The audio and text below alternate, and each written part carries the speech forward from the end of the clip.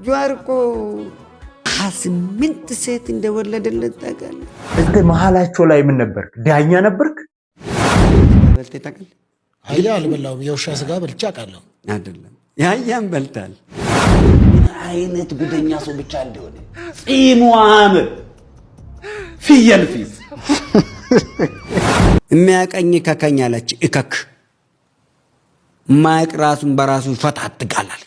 ምን አይነት ጉደኛ ሰው ብቻ እንደሆነ ጉሊት ላይ የሚሸጥ ጀዋር እኮ ቡና የምታፈላ ሴትን እኮ ቡና እንኳን ከምታፈላ ላይ አስነስቶ እኮ አስወልዷት የከዳ ሰው እኮ 28 ሴት እንደወለደለት ታውቃለህ? በዚች በ4 ዓመት ኢትዮጵያ በቆየ 4 ዓመት ውስጥ እኮ 28 ሴቶችን ጉድ ሰርቷል እኮ።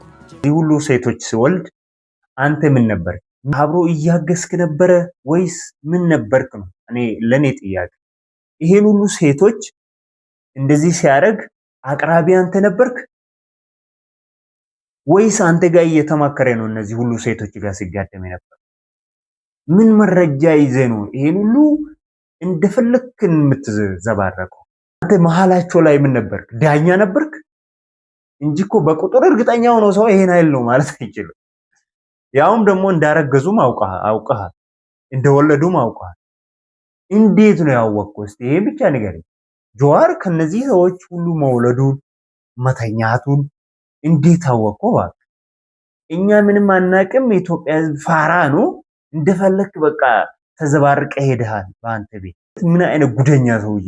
ሰው የሶሻል ሚዲያን አቴንሽን ለመሳብ ብሎ በዚህ ዘመን ስንት ጉድ እያደረገ አንዳንዱ ቤተሰብ አለው እንደ እነዚህ ሰዎች እስኪያስብሉ የእውነቴን ነው የምላቸው። እነዚህ ሰዎች ቤተሰብ አላቸው እንደ እስኪያስብሉኝ ሶሻል ሚዲያ አቴንሽን ለማግኘት ብሎ ሰው የሚወራው የማይወራውም ነገር ያወራል። ልጆች የላቸውም ወይ? ቤተሰብ የላቸውም ወይ? ዘመድ አዝማድ የላቸውም ወይ? የእውነት እንደዛ እኮ ነው የሚያስብለኝ። የኢትዮጵያ ሕዝብ እኮ ምናልባት ተቸገረው እንጂ ይሄን ኃይል ምንም የማያውቅ ደደብ አይደለም። በልቴ ታውቃለህ? አላውቅም። አይተህ ታውቃለህ? አላውቅም። አላየሁም። አልበላሁም። አላየሁም። ሳይ ግን እንኳን ማየት በልቴ የበላም ትመስለኛለህ። ያያ ስጋ? አዎ ያ ስጋ ለይታችሁ ለምን እንደማታውቁት ሁሌ እየነገርኳቸው ለምን እንደማትሰሙኝ ግራ እኮ ነው የምታጋቡኝ። በምንድን ነው የሚለየው? ያያ ስጋ ልክ ትሪለ ታስቀምጣለህ አይደለም? ይንቀጠቀጣል። ምን ይላል? ወዴት ነው የሚለው? አመድ ወደ አፈርጣ ላይ ለመውደቅ ማለት ነው። ለመውደቅ ከትሪው ላይ ለመውደቅ ይንቀጠቀጣል። ልክ መሬት ላይ ስታስቀምጥ ጸጥ ይላል። አመድ ላይ ሲሆን አመዱ ተረት አለ። የአህያ ስጋ አልጋ ሲሉት አመድ ነው ምናምን የሚባል። አህያ ስጋ አልጋ ሲሉት አመድ ሲጀመር ለምንድን ነው የኛ በሻ ሲተርት ራሱ አተራረቱ ራሱ አይታል። አይደብርም? ይሄ ምን ያደርጋል? ስጋ አልጋ ላይ ምን ያደርጋል? ምን ያደርጋል? ምንም የሚያወራው ነገር አልገባኝም። ምን አይነት ጉደኛ ሰው ብቻ እንደሆነ ጺሙ አምር ፍየል ፊት ተረት እንስማ።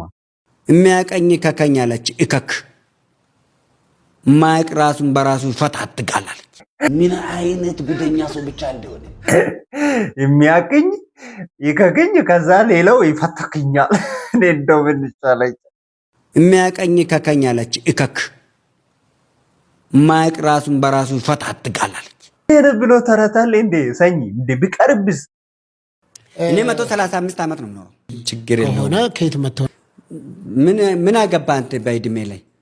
አይ ምንድነው ታዲያ 135 ነው የሚሉት? 135 ዓመት ኖራለሁ አልኩህ እኮ። ምን ነው ቀና? አይ 35 ዓመት መንፈሳዊ ቅናት ይኑርክ። ግድ ለማለት 35 አይ ስጋዊ ቅናት አይኑርክ። ለምን መሰለህ? እኔ ረጅም ኖራለሁ ብለህ አትበል። ይኑሩ ችግር ለምን ብለህ ብትል አንተ እኮ ነው ያልክ። እኔ እኖራለሁ አልሞትም ረጅም ኖራለሁ አልክ። መጽሐፍ ቅዱስ ነው አንዳንዶች ሞትን አያዩም ብሎ ስትሞት ቀብረሃለሁ አልኩህ። አይ አንዳንዶች ረጅም ኖራለሁ ያልክ አንተ ነህ። የፈለገውን ኃይል ተሳድቦ ሰው ስድብ ኃጢአት ነው ይላል። ይሁን ከዚህ በላይ ምን ታደርገናለህ? የፈለግከውን ኃይል ተሳድብ፣ የፈለግከውን ኃይል አውርት። እኔ እውነቱን ለመናገር አንተ ላይ ቪዲዮ ለመስራት ራሱ እየተሸማቀቁ ነው ማለት አይጠበቅም። በቃ ከአንተ ጋር ማውራት ራሱ አልፈልግም። ለአንተ መልስ መስጠት በራሱ ልክ አይደለም። እውነቱን ለመደመጥ ብለህ ተከታታይ ለማብዛት ብለህ ምን ተባለ ለማስባል ብለህ የምታደርገው ነገር ልክ አይደለም። ምክንያቱም ለማህበረሰቡ ምንድነው ማስተላለፍ ይፈልጋል? እኔ ይሄ ሰውዬ ምንም አንድም የተማርኩበት ነገር አንድ ቃል በትክክል የተናገረውን ነገር አላየሁም። ጊዜው የኔ ነው የኛ ነው የምናምን ነው ምናምን። በነገራችሁ ላይ እኛ ተረኛንን እንደዚህ ምናምን ብለህ ትዘባረቃለህ። እኔ የምታወራው ራሱ ግራ ገብቶኛል እኮ። ከእንቅልፍ ነው እንደ የተነሳ ሰውዬ? እንቅልፍ ካልጨረስ እንቅልፍን ጨርሰና ግግሩ አያምር ፊቱ አያምር። ምን አይነት ጉደኛ ሰው ብቻ እንደሆነ ጺሙ አያምር ፍየል ፊት እረት ቆሎ ምን ያስጋል? እውነቱን እኮ የሚያወራው አንድም ነገር እኔ ተረጋግቼ ለመያዝ የሞከርኩት ነገር ምንም የለም። የኦሮሞ ህዝብ እናንተ ባለጊዜ ነው ተረኛ ነው እንደምትሉት ሳይሆን ድሮም በህዋነቱ የሚታወቅ ህዝብ ነው። ዛሬም ከወንድም ህዝብ ከእህት ህዝብ ሌሎቹ ሲጎዱ የሚያለቅስ ሌላው ሲራብ ካለው ላይ አንስቶ የሚሰጥ ሌላው ሲቸገር የሱ ችግር የሱ ህመም የሚያሳምም ህዝብ መሆኑን ነው እኔ የማውቀው። እና እንደናንተ ቢሆንማ እንደናንተ አሁን መታችሁ የኦሮሞ ህዝብ ባለጊዜ ነው ተረኛ ነው ምናምን እንደምትሉት ቢሆን ኖሮ በአንድ ቀን ምን እንደሚፈጠር ማሰብ አያቅተን። ለሌሎች ማህበረሰብ ለሌሎች ህዝብ ጊዜ እንደተሰጠው ለኦሮሞ ህዝብ በፊትም ጊዜ አሉ። ዛሬ ምንም አዲስ ነገር የተፈጠረለት ነገር የለም። ድሮም ጊዜ ነበረው፣ ዛሬም ጊዜ አለው፣ ወደፊትም ጊዜ ይኖረዋል።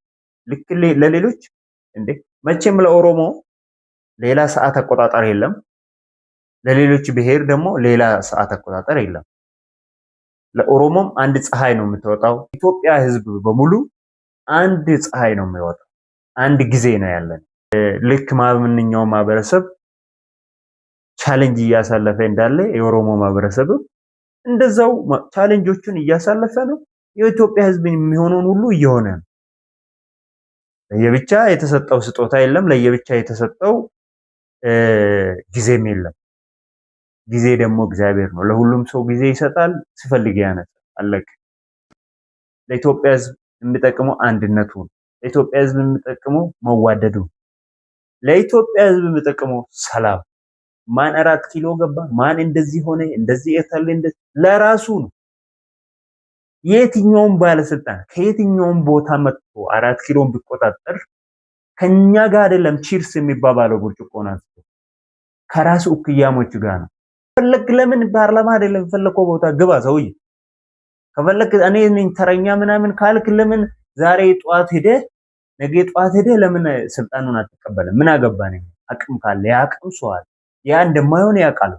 ኢትዮጵያ ሀገራችን ሰላም ትሆንልን፣ አንድነታችን እግዚአብሔር ያብዛልን ነው። ውርዲ መልቲ ሚዲያን ሰብስክራይብ እንድታረጉ በዚሁ አጋጣሚ ጠይቃችኋለሁ። እኔ ስለነበረ ጊዜ በጣም አመሰግናለሁ። ውድ የውርዲ መልቲ ሚዲያ ቤተሰቦች፣ ፋሚሊዎች በጣም እወዳችኋለሁ፣ አከብራችኋለሁ። ስለነበረኝ ጊዜ እኔ በጣም አመሰግናለሁ። በጣም እወዳችኋለሁ። ቻው ቻው።